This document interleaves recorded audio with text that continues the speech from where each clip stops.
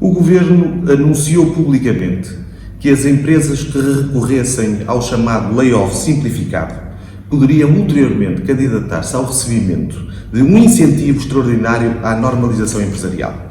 Um incentivo financeiro de um salário mínimo nacional pago de uma vez só ou de 2 salários mínimos nacionais pagos em 6 meses. Foi pré-anunciado igualmente que as empresas que viessem a receber esse incentivo financeiro não poderiam candidatar-se ulteriormente ao chamado Plano de Retoma Progressiva, a nova medida similar ou sucedânea ao layoff que irá vigorar a partir do dia 1 de agosto. Mas nunca foi anunciado pelo Governo que quem recebesse o incentivo não pudesse recorrer em seguida ao regime tradicional de layoff previsto no Código de Trabalho. No dia 13 de julho foi publicada a portaria número 170/2020, que regulamentou o referido incentivo. Efetivamente, foi consentânea nessa matéria com os anúncios anteriores do Governo. Ou seja, quem recebesse o incentivo não poderia recorrer ao Plano de Retoma Progressiva. E é verdade que essa portaria não previu quaisquer restrições ao recurso ao layoff tradicional.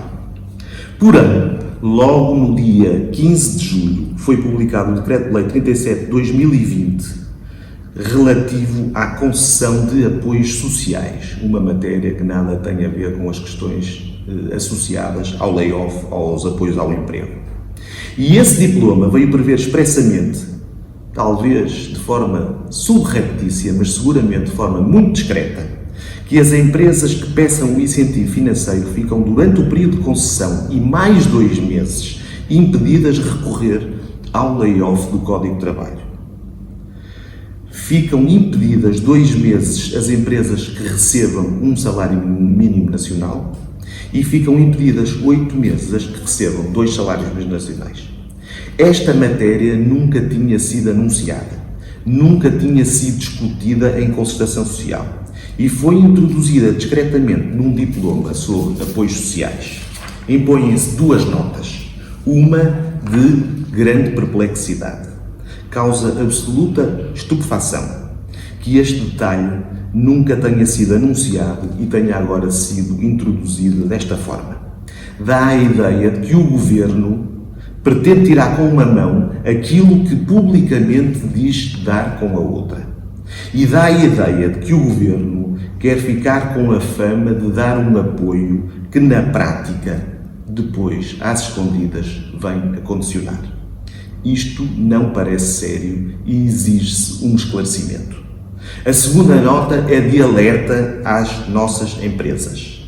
Façam bem as contas. Se estiverem a pensar em recorrer ao regime tradicional de layoff previsto no Código de Trabalho, o recebimento deste incentivo pode não ser interessante.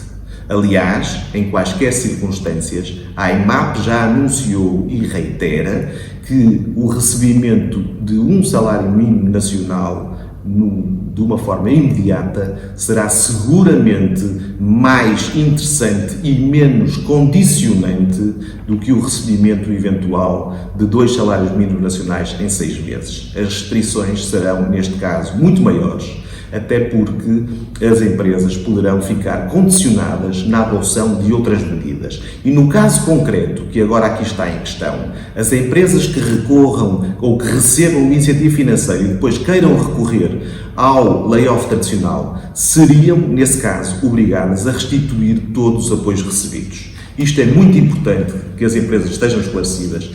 Apelamos às nossas empresas para que consultem os serviços da IMAP. A IMAP dará toda a informação nesse âmbito e pedimos que partilhem esta informação. É importante que este alerta chegue ao maior número possível de empresas associadas à IMAP, de empresas do Metal Portugal e das empresas portuguesas em geral.